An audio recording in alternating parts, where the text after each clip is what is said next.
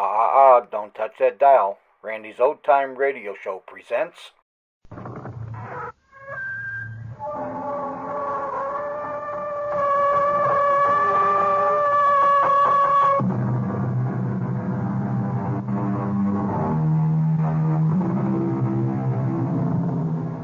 Come in.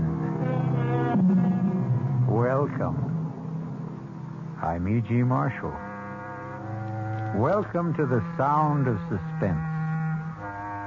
Welcome to the fear you can hear. But mostly to the world of terrifying imagination. In the next 52 minutes, you'll hear a story about a girl with a most unusual talent. A talent for finding lost dolls or dead bodies. You may not be glad you met Iris Lloyd, but we don't think you'll forget her. Aunt Faith! Aunt Faith! I'm here! I'm here! Come and find me! Where are you? Oh, my poor darling! Where are you? Help me! Help me! It's so dark, and I'm afraid.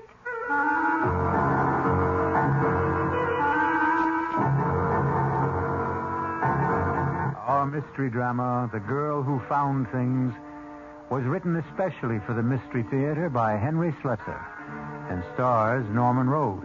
It is sponsored in part by the Kellogg Company, makers of Kellogg's Special K cereal, and by Anheuser-Busch Incorporated, brewers of Budweiser. I'll be back shortly with Act One.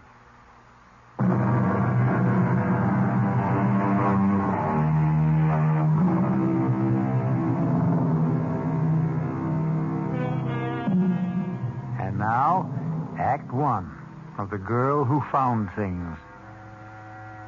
It begins serenely enough in the pleasant little town of Medvale, but with a woman who is preparing to leave it just as soon as her taxi arrives. Come in, Lucas. The door's open. Oh, for heaven's sakes, that man's dead. Oh, evening, Miss Wheeler. I hope I'm not too early. No, I'm all packed. You can take that trunk in the hallway first. Then I've got a few small suitcases, but they can go on the back seat with me. Yes, ma'am. That all you're taking to Europe? I sent the rest ahead to the ship. Well, go on, Lucas. Start loading that taxi. Yes, ma'am. Yeah, I was just wondering if there was something you wanted me to do in the house for closing it up, you know. It's all been done, Lucas. You sure you turned off the gas, electricity? How about the fireplace? I see you had a fire this morning. Are you sure it's good and cold? Oh, I suppose you could check it again just in case. Better safe than sorry, they say. Seems to me you've got a couple of embers burning there. Maybe I could put them out with a shovel. Please hurry, Lucas. Yes, ma'am. I'm going about this as fast as I can. You see, this isn't easy for me. What isn't? Lucas, for heaven's sakes, put the shovel back. You're tracking ashes all over the floor. Please, turn around, Miss Wheeler. Don't look at me. Lucas, are you crazy? I can't do this if you're looking at me. Lucas, put that down! I'm sorry, Miss Wheeler.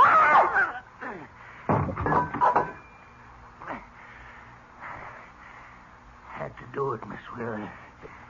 I had to. Now I got to pick you up.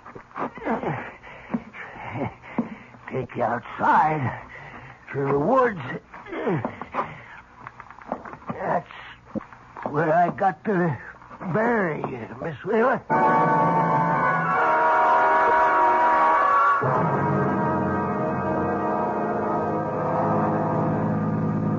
How much farther, David? We've been driving for hours. Almost there, darling. Just relax. Tell me more about your Aunt Faith. I don't really feel prepared to meet her. No one's ever fully prepared for Aunt Faith. I warn you that she's something of a character. Just waiting to be discovered by Monthly Digest. Well, anyway, after my mother died, she became less auntie and more motherly. That's why she was so upset when I got married and failed to do my filial duty. By bringing your bride home for approval. Something like that. I suppose she's going to resent me for being 2 years too late. Well, take my word for it. She'll be crazy about you. But remember what I said. She's an old gypsy. Don't be surprised if she drags out a crystal ball and starts predicting your future. Speaking of which, there's our future for the next few months straight ahead of us. The old homestead. David, is that you? It's us, Aunt Faith. Oh, David, my handsome boy. Hello, Auntie. Oh, I'm so glad to see you. It's wonderful seeing you. Aunt Faith, meet Rowena. Well, and it's about time. Hello, Mrs. Demarest. Nice to meet you at last. Oh, David, she's beautiful. Well, come inside. Come in. I've got a fire going. Let me take your coat, my dear. Oh, what a lovely fur. What is it, mink? Sable. I told Rowena she ought to wear the label on the outside so that people... Oh, well, I didn't know that you had company, Auntie. Oh, yes. David, this is Lieutenant Reese. Lieutenant, this is my nephew, David Wheeler, and his wife, Rowena. Ah, Lieutenant. That isn't a military title, is it? No, sir. I'm with the police. Oh, of course. Well, how do you do? I'm sorry we have to meet this way, but then I always seem to meet people when they're in trouble. Of course, I've known Mrs. Demarest for some time. Well, Lieutenant Reese has been a wonderful help with my charity work, David. And he's been such a comfort since this awful thing happened. Yes. Oh, well, it's been years since I was in this room. I'd appreciate it if you and I could have a word alone. Oh? Oh, Rowena, I'll tell you what. Why don't you and I go upstairs and I'll show you your room? Yes, that would be fine. I can even show you the room where David was born and his old nursery. Well, how long's it been since you left Medvale, Mr. Wheeler? Oh, maybe 10 years. I've been back here on visits, of course. Once when my father died 4 years ago. As you know, our family business is down south. Yes, I know. You and your sister... My half-sister. Yes, you and your half-sister, Geraldine. You were the only proprietors of the mill, weren't you? Mm-hmm, that's right. But you did most of the managing, I gather. When your parents died, Miss Wheeler kept the estate, and you went to Virginia to manage the mill. That's how it was, right? That's how it was. Successfully, would you say? Lieutenant, I'm going to save you a great deal of time. Geraldine and I didn't get along. We saw as little of each other as we both could arrange, and that was very little. Thank you for being frank. I can even guess your next question, Lieutenant. You'd like to know when I saw Geraldine last. When did you? 3 months ago in Virginia, on her semi-annual visit to the mill. But you were in Medvale after that, weren't you? Well, yes, I came up to see Geraldine in March on a business matter. As my aunt may have told you, Geraldine refused to see me. What sort of business matter was it? I wanted Geraldine to approve a bank loan I wished to make to purchase new equipment. She was against it, wouldn't even discuss it. So I went home. And you never saw her again? Never. And in case you're wondering, Lieutenant, I have no idea where she is. No idea at all.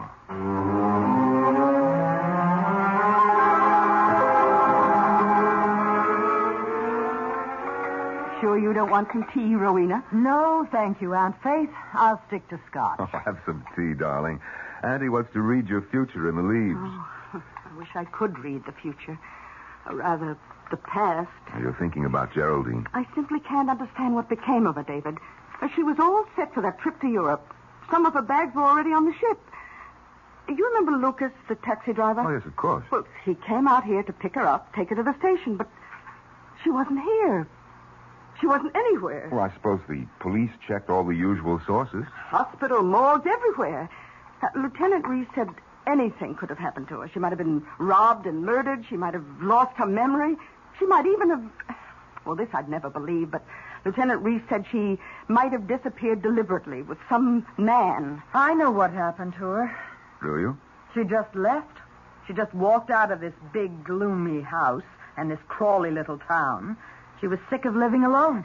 David, I have an idea about how we can find Geraldine. Really? I'm going to ask Iris Lloyd where Geraldine is. Ask who? Iris Lloyd. Now, don't tell me you've never heard of the child. For there was a story in the papers about her only 2 months ago, and heaven knows I've mentioned her in my letters a dozen times. I remember. She's the one who's psychic or something. Some sort of orphan? Yes, Iris is a ward of the state, a resident at the Medvale Home for Girls. I've been vice chairman of the place for donkey's years. That's how I know her. Well, she's 16, David, and absolutely uncanny. And what makes her such a phenomenon? She's a seer, David. A genuine clairvoyant. Oh, not a medium at 16. Oh, no. I suppose you could call her a finder. She seems to have the ability to find things that are lost. People, too. How does she do it? I'm not sure Iris knows herself. The gift hasn't made the poor child happy. Such talents rarely do. You know, one day, the home had a picnic at Crompton Lake. They discovered an 8-year-old named Dorothea was missing. They couldn't find her until Iris Lloyd began screaming. Screaming? These insights cause a great pain.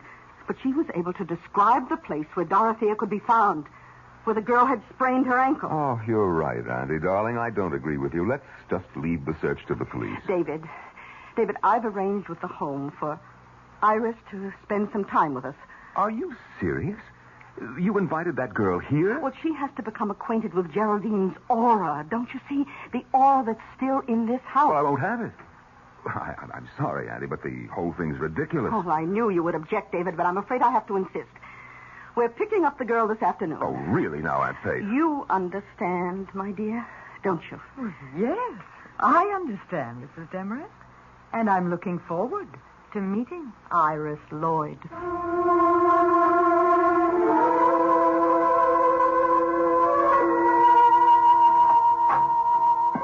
Please come in, Mrs. Demarest. I suppose this is the nephew you told me about. Yes, sister. This is Mr. David Wheeler. David, this is Sister Clotilde, who runs the home. How do you do, sister? How do you do? In case your aunt hasn't told you, Mr. Wheeler, I'm not at all in favor of this move. I think it's wrong to encourage Iris in this delusion of hers. Well, then you and I agree with each other, sister. Oh, it's not a delusion, Sister Clotilde. It's a gift from God. She's undisciplined. You might even say wild. But you are letting us have her, sister. She can come home with us. Did you think my poor objections carry any weight, Mrs. Demarest? One moment. Sister Pauline, would you send Iris Lloyd in now? Shall I come in? Yes, Iris, come in. Iris, you know Mrs. Demarest. This is her nephew, Mr. Wheeler. Hello. Hello. You remember me, Iris. I've been coming here at least 3 or 4 times a year to see all you girls. Yes, Mrs. Demarest. Now, the directors have been good enough to let us take you home with us for a while. We need your help, Iris. We want you to see if you can find someone who is lost. Yes, Mrs. Demarest. I'd like to come home with you. I'd like to help you find Mrs. Wheeler. Oh. Then you know about my poor niece, Iris? The Secret Service couldn't have secrets here, Mrs. Demarest. You know how girls are. Well, I guess we can get started any time if Miss Lloyd is ready. Please call her Iris, Mr. Wheeler. Remember that you're still dealing with a child.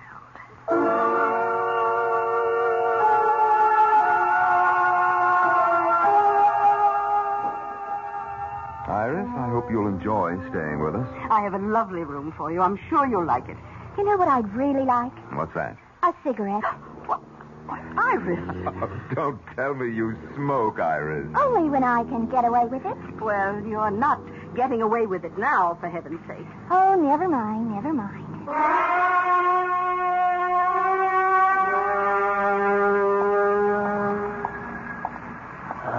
Hello there, Mr. Wheeler. Oh, Lucas. Well, how are you? How's the taxi business, Could I talk to you a minute, Mr. Wheeler? No, Lucas, I'm sorry. I've got to get these groceries home. We have company for dinner tonight. She's at your place, ain't she? That girl. What girl? That Iris Lloyd. The girl who finds things. I'm afraid of her, Mr. Wheeler. I'm afraid she'll find out what we did. Shut up. Don't you ever say anything like that to me again. I'm scared, Mr. Wheeler. I'm telling you, that girl is peculiar. She knows what you're thinking. they say. She knows where you can find anything, even dead bodies. Get away from me, Lucas. I told you to keep away from me when I came here. Now, get away from my car before I run you down. But I'm scared. I'm scared of that little girl.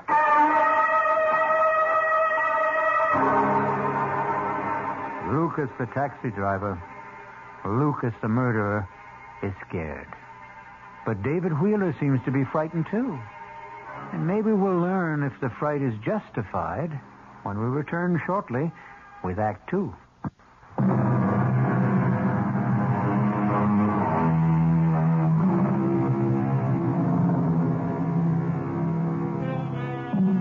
Now let's go back to the little town of Medvale for the second act of The Girl Who Found Things.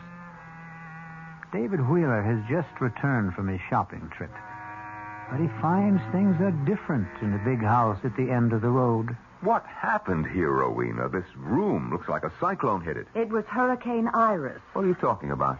Aunt Faith caught her sweet little orphan Annie in here smoking one of my cigarettes. I didn't hear the whole argument, but I'll tell you one thing. That girl has the vocabulary of a longshoreman. Well, maybe that'll knock some sense into Aunt Faith. Iris started throwing things, and that's when Aunt Faith went upstairs to lie down. I'll go and see her. Tell her to take her psychic delinquent back where she came from. I wouldn't bother her now. She's not feeling well. Well, I'll see the little monster then. Where is she? Next door to us, in Geraldine's room. Iris? Iris, it's Mr. Wheeler. May I come in? Hello, handsome. Auntie says you went shopping. What have you been up to, Iris? Now, my aunt isn't a well woman, and we won't put up with any bad behavior. Now, what happened downstairs? Nothing. I found a button ashtray and took a couple of drags. You'd think I was committing a mortal sin the way she yelled at me. I heard you did some fancy yelling yourself. Is that what the sisters taught you at the home? They didn't teach me anything worthwhile. Well, maybe you need more instruction. Maybe you better get back there as soon as possible. Oh, Mr. Wheeler, please. Oh, I'm awfully sorry. I didn't mean to do anything wrong. I didn't. Oh, please don't send me back. No, wait. Oh, please. Now, wait a minute now. Oh, please don't do it. Oh, don't. What's going on? Oh, Mrs. Demarest, I'm so sorry. I don't know what came over me. It was the devil. I'm sure it was the devil. Trying to take my body into... Oh, there, Iris. It's all right, dear. I know you didn't mean what you said. No, it's a gift that makes you this way. And don't worry about what I asked you to do. You take your time about Geraldine. Take as long as you like. Oh, but I want to help. I really do, Aunt Faith. Now, wait a minute, Auntie. You're not going to fall for this... Oh, listen. Listen. Do you know something? I can feel your niece in this house, Aunt Faith. I really can. I can feel her in this room, whispering to me, trying to tell me where she is. Can you, Iris? Can you really? For heaven's sake, Auntie, can't you see that I can. I can feel her everywhere. I can almost touch Miss Wheeler.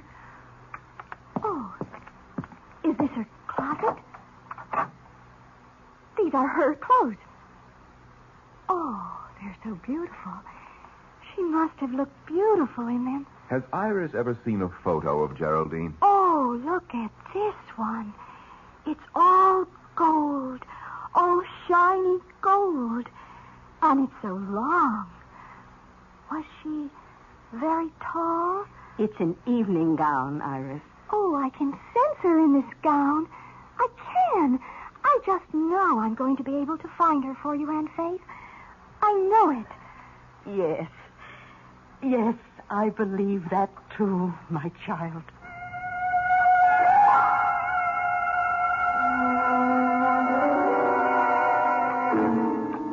Won't you have some more of the beef, Rowena? No, thank you. And we'd better save some for Iris.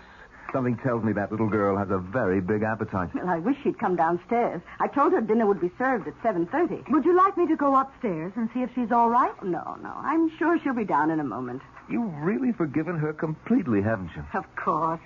Oh, you don't understand psychic personality, David. It wasn't her swearing at me this afternoon. It was this demon which possesses her. The same spirit that gives her the gift of insight. David, your fork. Take a look at what's coming downstairs in a gold lame evening gown. For heaven's sake. Hello, everyone. Iris, whatever are you wearing? You go upstairs and get that dress off. You have no right to wear my sister's clothes. Take it off. Why should I? You heard me. Get that dress back in the closet. I won't. Aunt Faith. No, I won't take it off. You know what I told you? I have to wear your niece's clothes so I can feel her aura. You're going to feel my foot in about 5 seconds if you don't go upstairs. Now everybody in this house hates me. Iris, don't. No, please don't cry. Oh, David, you shouldn't talk that way to the poor girl. I won't stay here. I won't help you find your niece, that's all. You can't do anything of the kind, and you know it. Iris, listen to me. Yes. Iris, you remember those things you did at the home? The way you found things for Sister Therese? Yes. Do you think you could do something like that again, right now for us? I don't know. I could try. Would you let her try, David? I don't know what you mean. Now, I want you to hide something or name some object you've lost or misplaced, perhaps somewhere in this house. This is silly. It's a parlor game. The least you can do is try it. All right. How do we play this game of hide and seek? David, what about the cat? The cat? You remember, you once told me about a wool kitten you used to have as a child. You said you lost it somewhere in the house when you were 5, and you were so unhappy about it you wouldn't eat for days. Well, that's 30 years ago, Rowena. All the better. All the better, David. Iris, do you think you could find it? Could you find David's cloth kitten? Oh, I'm not sure.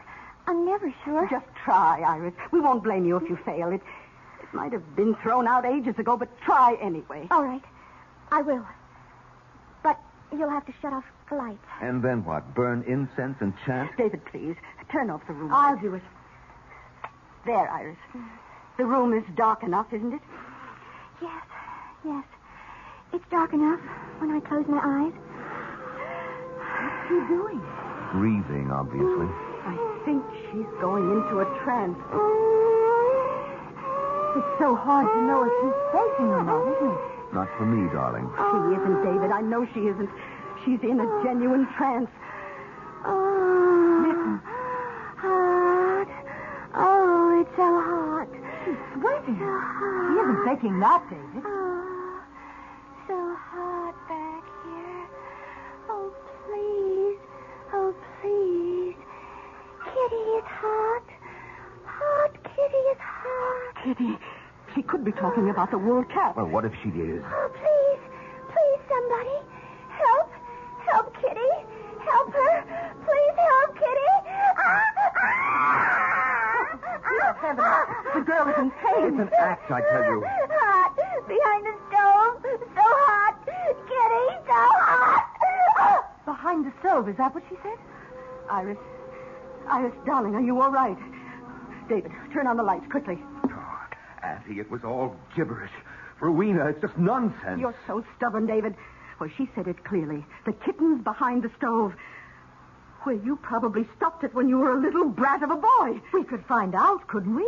Is the same stove still in the kitchen? I suppose so. There's a microwave oven, too, but they've never moved the old iron monster. Let's look, David, please. I can't feel anything behind here. Well, try the other side, David. Oh, this is ridiculous. Look, my hands are getting filthy. Here, use this ladle. But it's no use, Rowena. It simply can't. It can't. David, what is it? Did you touch something? Huh? Oh, yes. Something. I don't know what. Well, can you get it out? Well, yes, I think so. Oh, good Lord. David! It's a cat. A wool cat. Yes. It's so filthy and old, but it's still a cat, isn't it? Is it the one you lost? Is it? Yes, it's the one. David, you look so strange. You look frightened.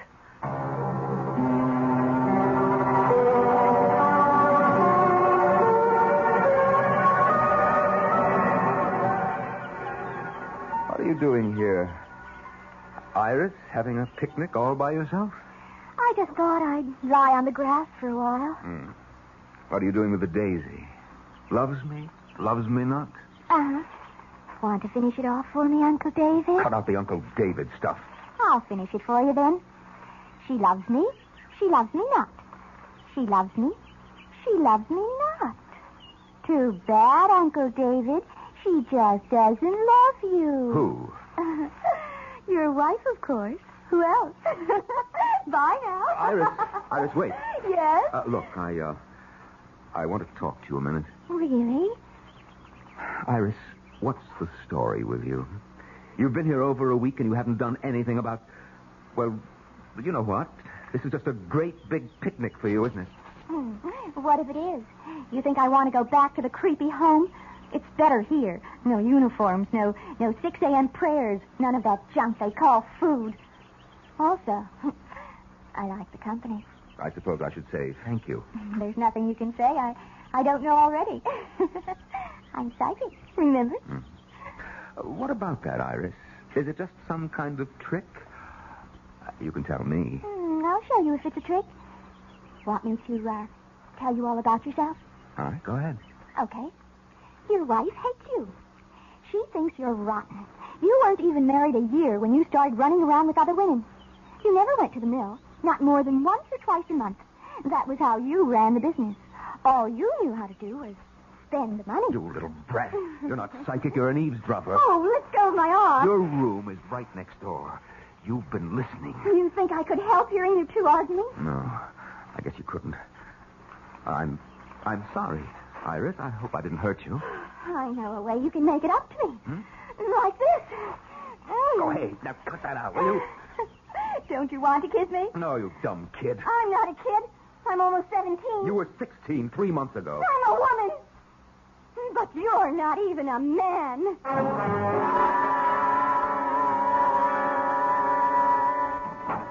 David? Yes, Auntie, it's me. Oh, did you call for a taxi? A taxi? No, why? Should I? Oh, I don't know, but Lucas's cab is in the driveway. He said he was waiting for you. Lucas? Well, I'd better go and see what he wants. Dinner will be ready around 7, David.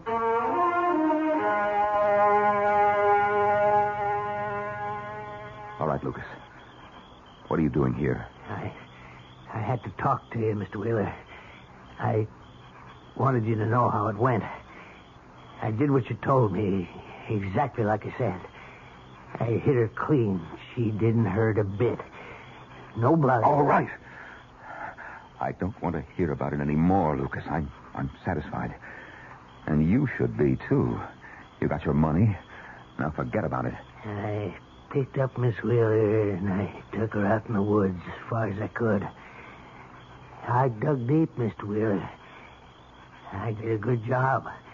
I smoothed it over and spread them leaves so that nobody would guess it was there. Nobody except... Oh, so it's that girl you're still worried about. I heard awful funny things about her, Mr. Wheeler. About her finding things. Finding that little girl that fell near Crumpton Lake. Maybe she can see right into your sister's grave. Iris Lloyd won't find her. Nobody will. But she's right behind the house, Mr. Wheeler. She's so close. Right in the woods. You've got to forget it, Lucas. Like it never happened. My sister's disappeared, and she's not coming back. As for the girl, don't believe what you hear. Nobody can see into a grave, Lucas. Nobody.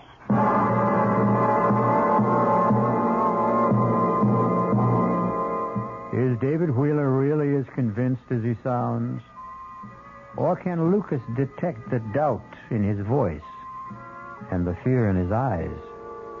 We'll learn more about the girl who found things when we return shortly with Act 3.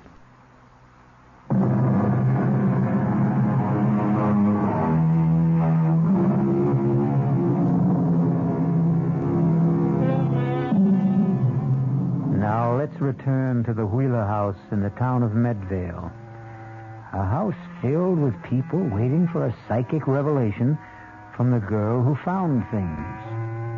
But that revelation appears to be very slow in coming. That girl has been here for how long?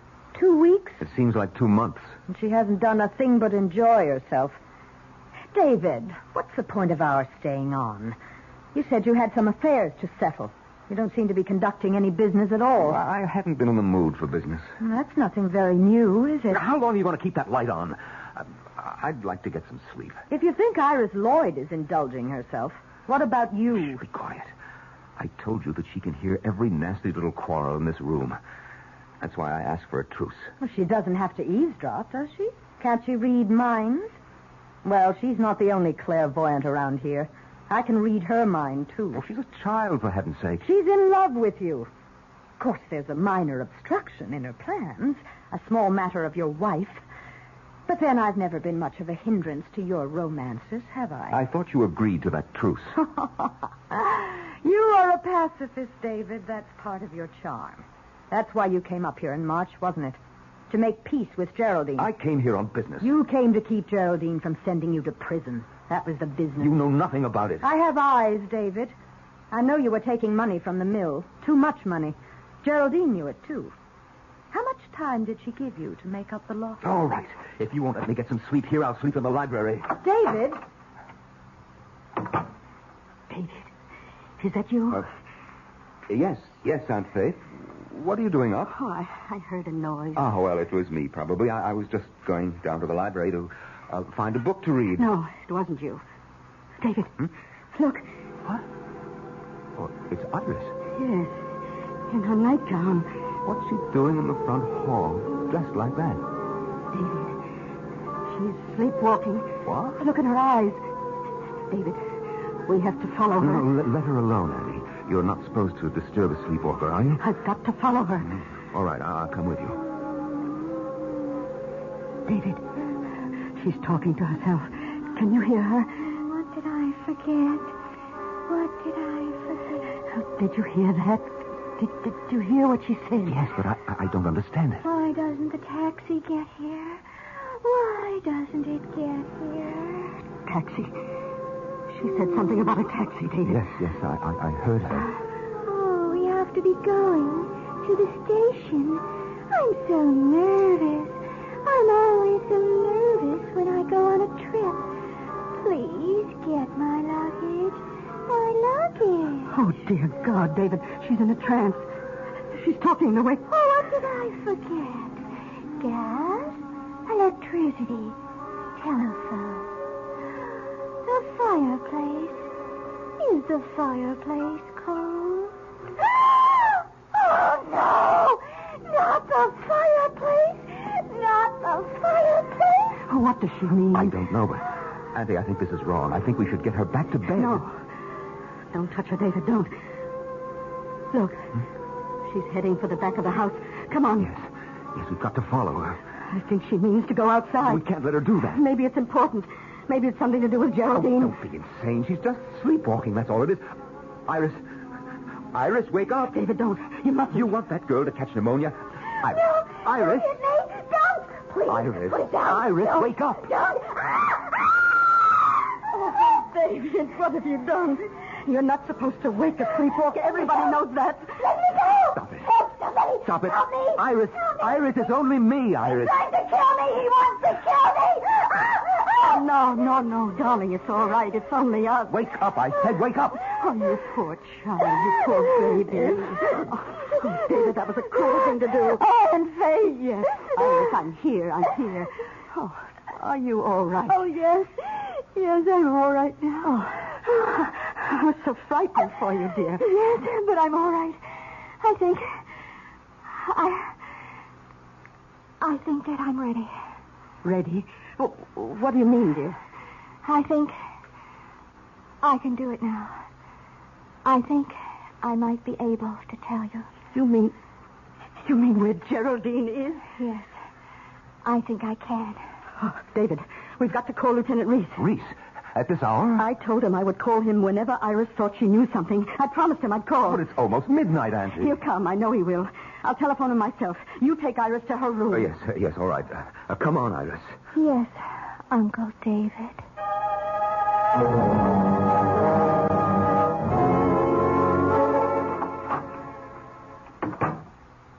Well, Uncle David, are you scared? What are you talking about? You look scared. scared of me. Shut up. I thought you would be.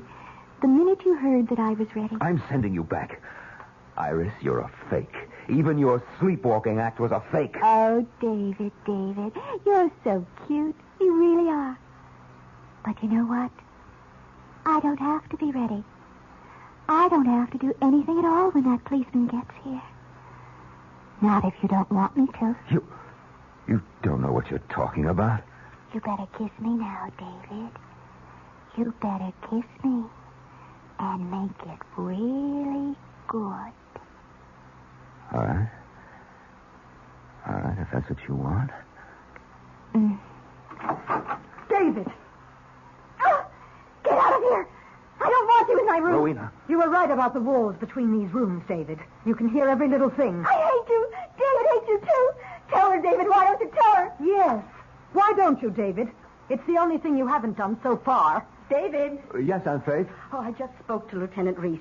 He says he's on his way. What for? Oh, you are ready, Iris, aren't you? You're ready to tell us where Geraldine is. Yes. I'm ready to tell you, Aunt Faith. More than ready.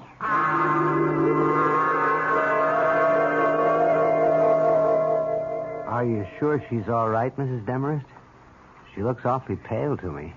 Iris always looks that way when she enters the trance. It's a fraud, Lieutenant. The whole thing is a fraud. You mustn't be taken in. Well, I'm just trying to keep an open mind, Mr. Wheeler.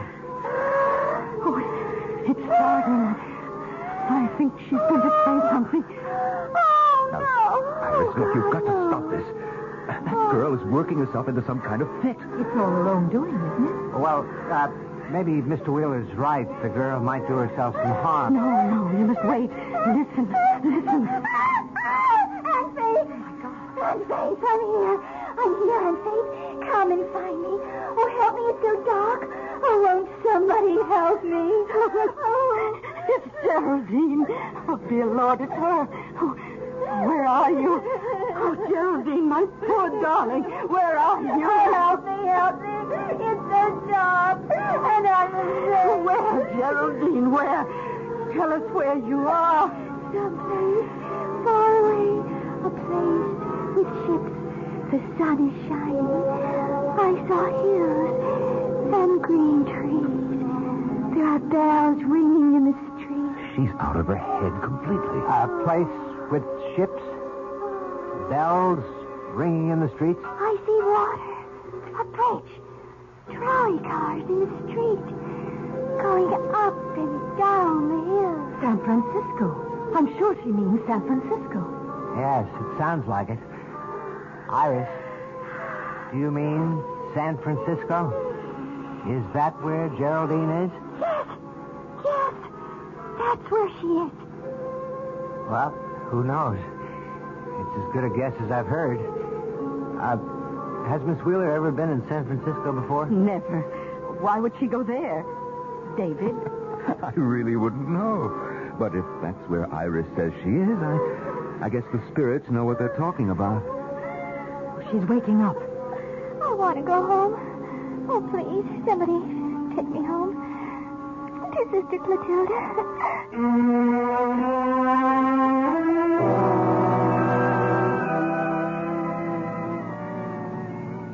Well, your idea was a huge success, Auntie. But I can't say that I'm not glad to see little Iris back where she belongs. Yes, the poor child. It's the only home she knows. Now all the police have to do is find Geraldine in San Francisco, if she hasn't taken a boat to South America by now. I just don't understand it. It's not like Geraldine to run away without a word. Well, here we are, home again. Aren't you coming in, David? Oh, not just yet. I thought I'd go into town and pick up some champagne. I thought we'd celebrate a bit tonight.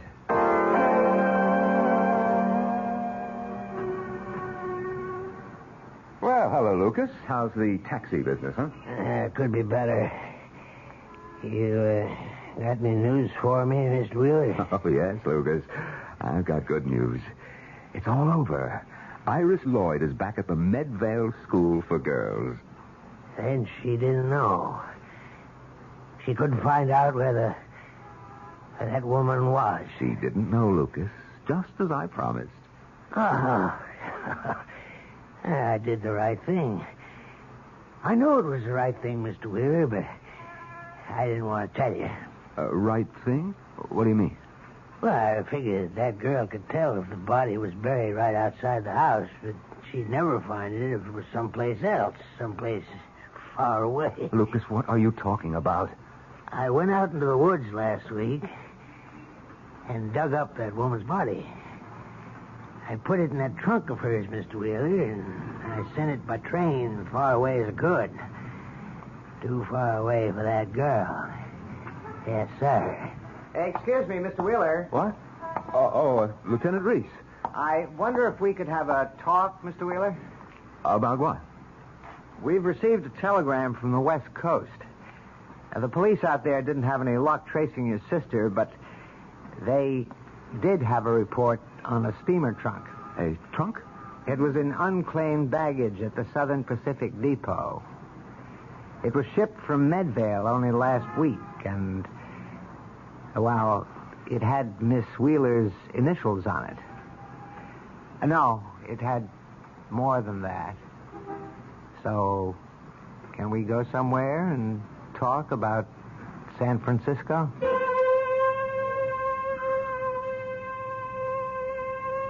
Well, Iris Lloyd is back in her own bed tonight, and her dreams will probably be peaceful. But David Wheeler is in for a nightmare that may last him for the rest of his life. I'll be back shortly.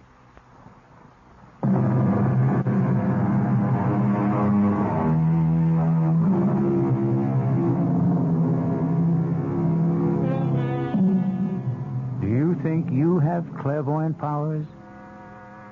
Have you ever had the experience of finding something that everyone else thought was lost? Actually, you've done exactly that. You found the magical world of radio drama.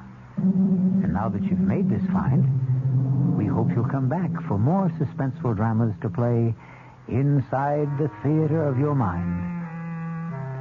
Our cast included Norman Rose, Bryna Rayburn, Robert Dryden, Martha Greenhouse, Barbara Caruso, and Ann Costello. The entire production was under the direction of Hyman Brown. Now, a preview of our next tale. All right, Mr. Thompson. I'm a human being, too, and I guess if I got a letter telling me that I was rich, I wouldn't go into mourning. I'd probably go out and celebrate. That's why I wanted to see you, to suggest arranging that happy event without the slightest trouble on your part, without any obligation until you're completely satisfied.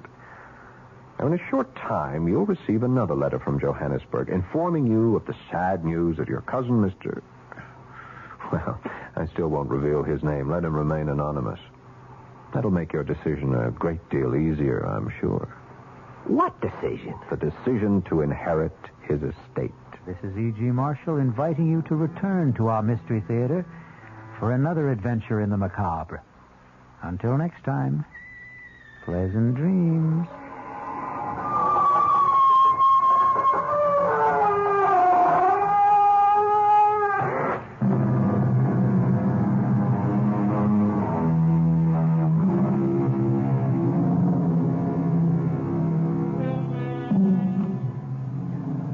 WOR Mystery Theater was brought to you by ShopRite Supermarkets, where you get a lot more for a little less, and by Suburban Savings, with offices throughout North Jersey.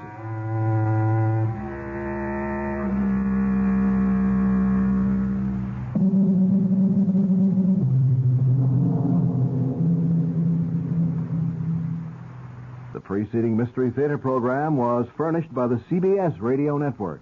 Join us tomorrow night for another Mystery Theater presentation at 5:05, right after the 5 o'clock news. WOR New York, your station for the Mystery Theater.